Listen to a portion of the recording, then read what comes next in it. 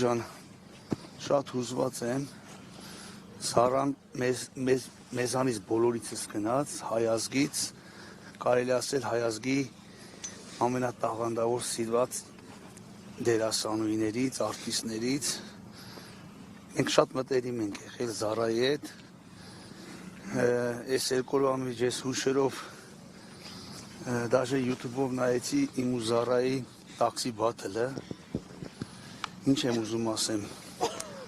առաջերտին Զարայի ընտանիքին եմ համբերություն մաղթում, մեր ժողովրդին մեծ կորուստ ունենք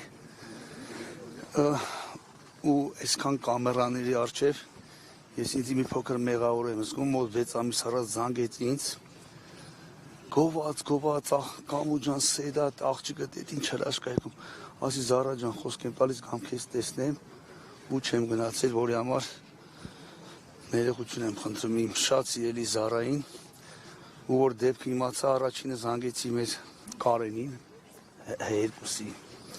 գիտեմ, որ Կարենը շատ մտերիմ էր, ասի Կարեն, եփա պանի խիդան թաղումը, ես անձամբ ուզում եմ, որ